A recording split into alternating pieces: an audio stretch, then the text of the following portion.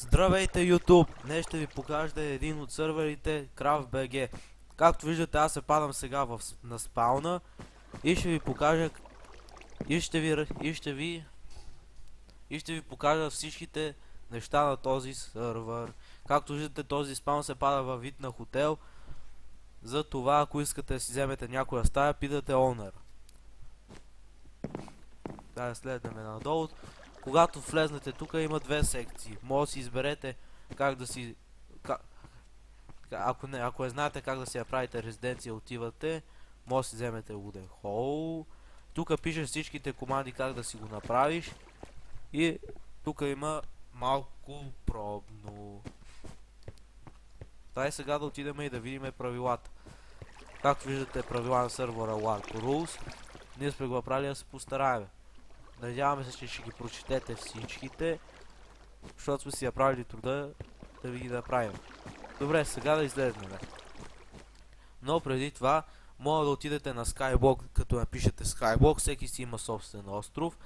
За Paintball пишете PUBG. Това ни се пада едно от забавленията. Също си имаме и сайт, CraftBG.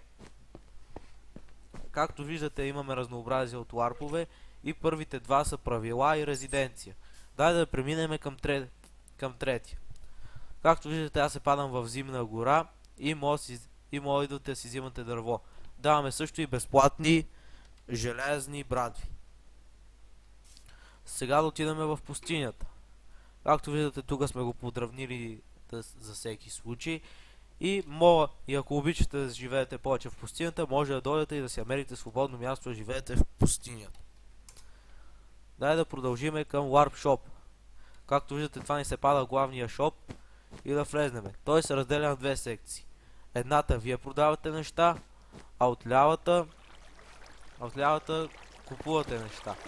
Имаме общо два етажа. Да ви покажем набързо. Ето, сел, избирате. Написали сме и си направили труда да си продавате всичко, което ви е ненужно и ви пълни инвентара. И тук за купуването имаме дърва, диаманти, всичко. Така, сега да отидем към по-малките шопове. Ако влезнете от тук, като тръгнете наляво, виждате, че пише Shop 2. Той се пада малък тухлен шоп. И в него продаваме неща. Както виждате, тук сме направили секция за дисковете. Също имаме и в двете части Ender Chest, където може да си слагате нещата. Flint and Steel, тук се падаме обикновени неща. И сега ще влезнем в зоомагазина. Тук сме го направили всичко за коня. Тук риба, да се каже, за храна. И тук може да си купите спаунерите на добрите животни. Но къде сме тръгнали с животни и всички останало без химически неща. Както виждате, имаме тук шоп за съставки да отвари и може да си вземете всичко. От голям калдрон до малък брувинг станд. Добре. Сега да отидем на Warp храна. Както виждате, тук може да си изберете няколко вида. Тук като оцелите с стрела, ще бутнем прасета и те ще се изпекат. И така ще получиме бържоли. Или ако си падате повече, ако обичате повече диня, на всеки 15 минути ще пуснем по много диня. Ето, то си пише и с стрела трябва да се стреля. Както виждате, динята дойде. Да отидем на ресторанта, на къде сме тръгнали и без Макдоналдс. И тук, както виждате, може да си избирате и ние, както винаги, ще зареждаме за вас. Защото тия се падаме кулинарите. Но на къде сме тръгнали, като сме само първи левел? Както виждате, като влезнем тук, имаме и безплатен железен меч. И от тук ще падат мобове.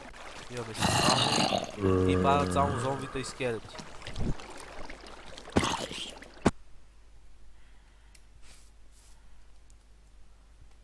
Но ако си имаме и кладенца, трябва да поддържаме и рибка. Може да си купите една лодка и една въдица. Тук си е достатъчно дълбоко за някоя рибка. Да отидем на енчанта. Както виждате, имаме тук енчант в форма на книга и крафтинг тейл. Ето ви покача ви лъжа, 30 ниво. Но тук също имаме и други неща. Ако искате да си засадите собствени неща, може да си купите семена, пшеница и ако щете хляб. Ама трябва и да продаваме също. Същото важи и за тиквите и динята.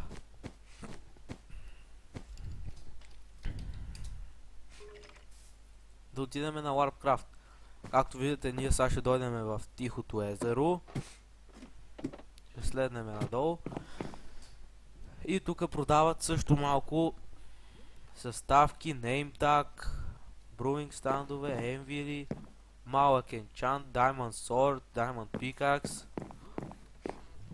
печки, дето никога не спират да горят.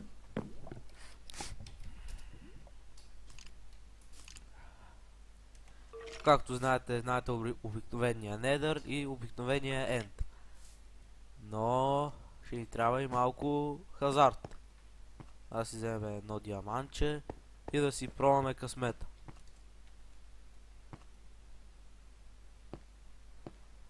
Този път не оцелих. Но нищо, винаги има и следващ път.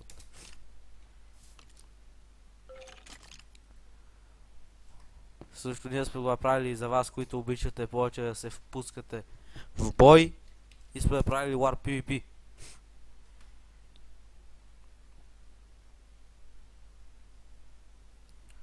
Извинявайте, ама понякога се случва това.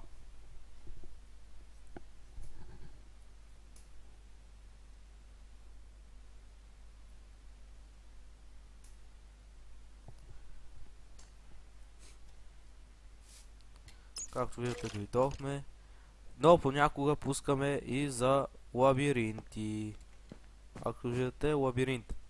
Ако влезнете, няма връщане назад.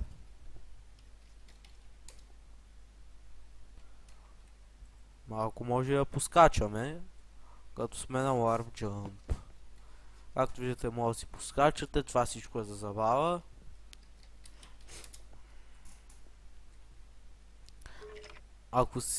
Ако обичат, както виждате тук, това ще го поправим за в бъдеще. Но може също да търгувате със своите другари. Както виждате, има две секции. Влизате и следвате пътеката. Ето. И това е същото при другия играч.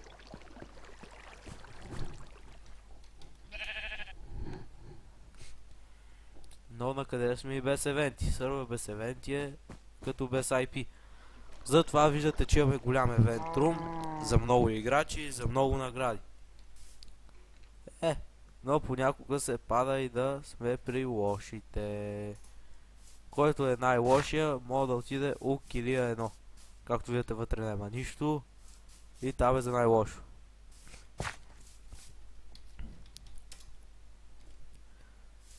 Ако искате, може да ходите да се биете с другарите си, кой най-много ще оцелее на ринга.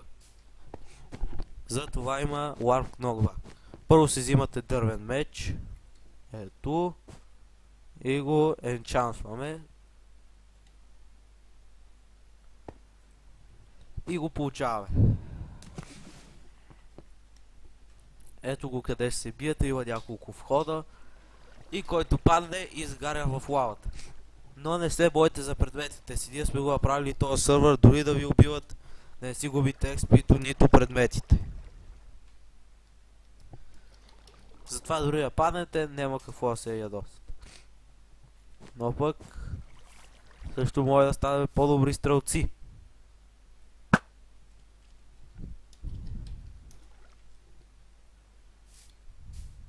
Имаме също и моба арена.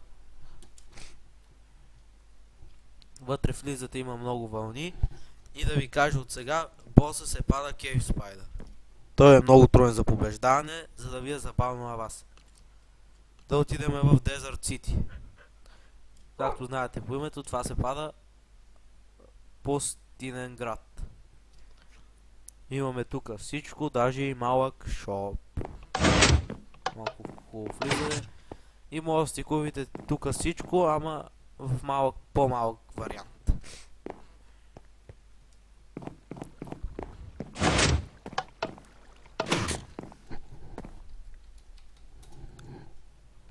Да, отидем сега на Стейнберг. Както виждате, тук се пада пак малко общежитие. Тук може да разгледаме всичко. И така.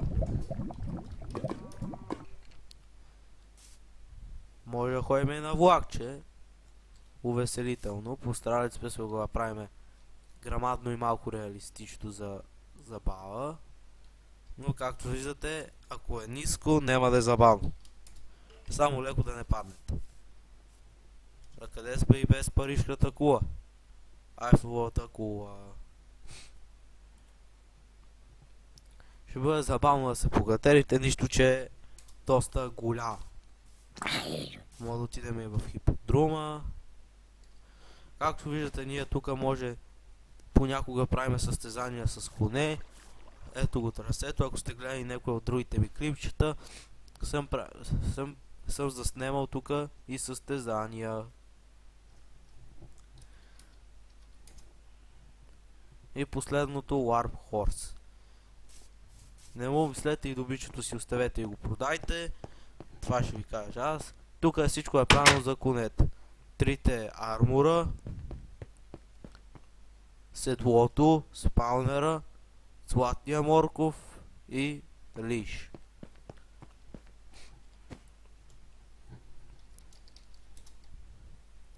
Сега да ви разведа малко и без ларпове.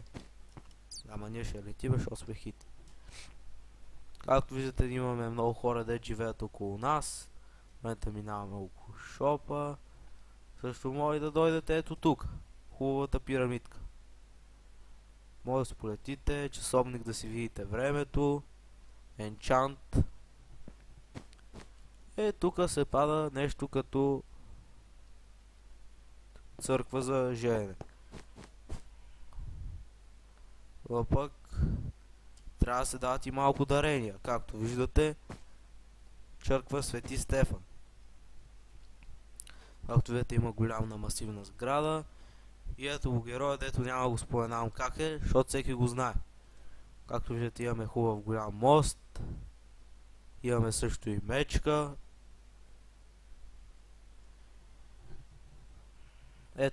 Ето я моп арената. И както виждате, останалото вие сами ще си го разберете. Надявам се да се видим в сървъра. Аз съм модератор Dreadlord и приятен ден.